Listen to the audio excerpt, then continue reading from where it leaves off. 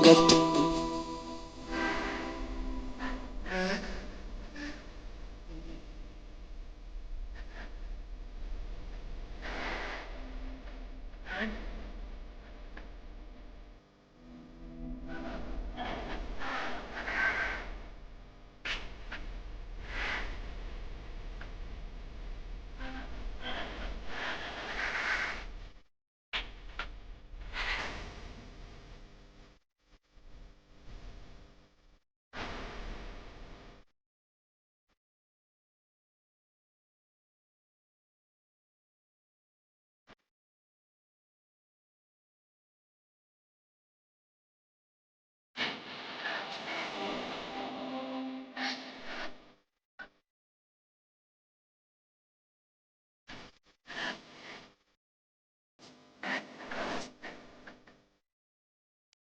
ദൈവവചന ചിന്തകൾ കേൾക്കുന്ന എല്ലാ മാന്യ ശ്രോതാക്കൾക്കും ഒരിക്കൽ കൂടെ ക്രിസ്തീയ വന്ദനം അറിയിക്കുകയാണ്.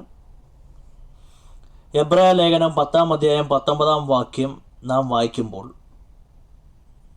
അതുകൊണ്ട് സഹോദരന്മാരെ, യേശു തൻ്റെ ദേഹം എന്ന തിരശ്ശീലയിൽ കൂടി നമുക്ക് പ്രതിഷ്ഠിച്ച ജീവനുള്ള പുതുവഴിയായി എന്നുള്ള പ്രസ്താവനയാണ്. കർത്താവായ യേശുക്രിസ്തുവിലൂടെ ഒരു പുതിയ വഴി നമുക്ക് ലഭ്യമാകുവാൻ ഇടയായിത്തീർന്നു എന്നും ഈ വാക്യത്തിൽ പൗലോസ് ഓർമ്മപ്പെടുത്തിയിരിക്കുന്നു. 10-ാം അധ്യായത്തിൻ്റെ 4 മുതലുള്ള വാക്യങ്ങൾ നമ്മൾ വായിക്കുമ്പോൾ, പഴയ നിയമ ചരിത്രത്തിൻ്റെ വഴികളിലൂടെ എന്ന് പറയുന്നത് ഒരു മനുഷ്യന് സർവശക്തിയുള്ള ദൈവത്തിങ്കിലേക്ക് എത്തിച്ചേരുവാനുള്ള ഏക മാനദണ്ഡമായി വച്ചിരുന്ന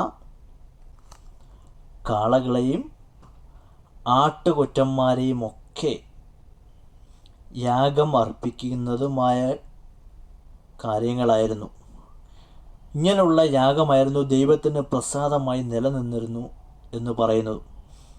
എന്നാൽ കർത്താവായ യേശുക്രിസ്തു വന്നതിലൂടെ താൻ ഓർമ്മപ്പെടുത്തിയ വാക്കുകൾ, പിതാവായ ദൈവത്തിങ്കിലേക്ക് നിങ്ങൾക്ക് എത്തിച്ചേരുവാനായി ഒരു പുതിയ വഴി നിങ്ങളുടെ മുന്നിൽ ഞാൻ തുറന്നു വച്ചിരിക്കുന്നു എന്നുള്ളതാണ്. അതുകൊണ്ടാണ് ഈ വാക്യങ്ങൾ ഇങ്ങനെ രേഖപ്പെടുത്തിയത്. കാളകളുടെയും ആട്ടുകുറ്റന്മാരുടെയും രക്തത്തിന് പാപങ്ങളെ നീക്കുവാൻ കഴിയുന്നതല്ല. ആകയാൽ ലോകത്തിൽ വരുമ്പോൾ ഹാനനയാഗവും വഴിപാടും നീ ഇച്ഛിച്ചില്ല, എന്നാൽ ഒരു ശരീരം നീ എനിക്ക് ഒരുക്കിയിരിക്കുന്നു. സർവാംഗ ഹോമങ്ങളിലും പാപയാഗങ്ങളിലും നീ പ്രസാദിച്ചില്ല. അപ്പോൾ ഞാൻ പറഞ്ഞു, ഇതാ ഞാൻ വരുന്നു, പുസ്തക ചുരുളിൽ എന്നെക്കുറിച്ച് എഴുതിയിരിക്കുന്നു. ദൈവമേ, നിന്റെ ഇഷ്ടം ചെയ്യുവാൻ ഞാൻ വരുന്നു എന്ന് അവൻ പറയുന്നു.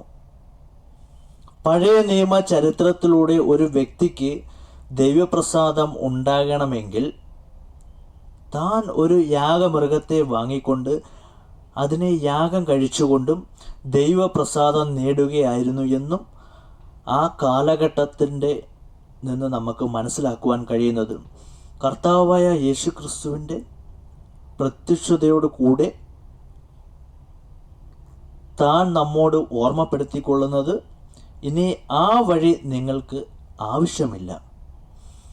യേശുക്രിസ്തു തൻ്റെ രക്തത്താൽ നമ്മളെ ദൈവത്തെങ്കിലേക്ക് അടുത്തു ചെല്ലുവാനുള്ള ഭാഗ്യം ഒരുക്കിയിരിക്കുന്നു. ആകയാൽ നമ്മൾ പുതുവഴിയിലൂടെ യാത്ര ചെയ്യണമെന്നും അങ്ങനെ യാത്ര ചെയ്യുന്നു എങ്കിൽ ദൈവത്തിൻ്റെ പ്രസാദം നിങ്ങൾക്കുണ്ടാകുമെന്നും എന്ന വാക്കുകളാണ്.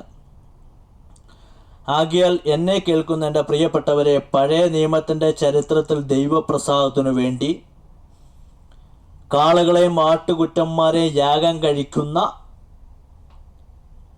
ഒരു മാനദണ്ഡം നമുക്ക് പുതിയ നിയമത്തിൽ ആവശ്യമില്ലെന്നും യേശു ക്രിസ്തു നമുക്ക് വേണ്ടി ഒരു പുതുവഴി തുറന്നു വെച്ചിരിക്കുന്നുവെന്ന് മനസ്സിലാക്കിക്കൊണ്ട് യേശു ക്രിസ്തു നമ്മുടെ മുന്നിൽ തുറന്നു വെച്ചിരിക്കുന്ന പുതിയ വഴിയിലൂടെ യാത്ര ചെയ്തുകൊണ്ട് ദൈവപ്രസാദം നേടിയെടുത്തുകൊണ്ട് നമുക്ക് നമ്മെ സമർപ്പിക്കേണ്ടതിനായി തീരണം. അതിന് സർവ്വകൃപാലുവായ ദൈവം എൻ്റെ വചനം കേൾക്കുന്ന എല്ലാവർക്കും കൃപ നൽകട്ടെ. കരുണയുള്ള ഞങ്ങളുടെ ദൈവമേ, ദൈവവചനം ചിന്ത കേട്ട എല്ലാവർക്കും വേണ്ടി സ്തോത്രം. യേശു ക്രിസ്തുവിനൂടെ ഞങ്ങളുടെ തുറന്നു വെച്ചിരിക്കുന്ന ആ പുതിയ വഴിയിലൂടെ ഞങ്ങളോട് തിരഞ്ഞെടുത്ത് പോകുവാനും ആ വഴിയിലൂടെ യാത്ര ചെയ്തുകൊണ്ട് ദൈവത്തിൻ്റെ ഇഷ്ടം നിവർത്തിക്കുന്നവരായി തീരണം. അതിന് ഞങ്ങളെ സഹായിക്കുമാറാകുന്നു. അതിനുവേണ്ടി ഞങ്ങൾ പ്രാർത്ഥിക്കുന്നു. ദൈവത്തിൻ്റെ കരുണയുള്ളത് കൊണ്ട് സ്തോത്രം. യേശു കർത്താവിൻ്റെ നാമത്തിൽ തന്നെ. ആമേൻ.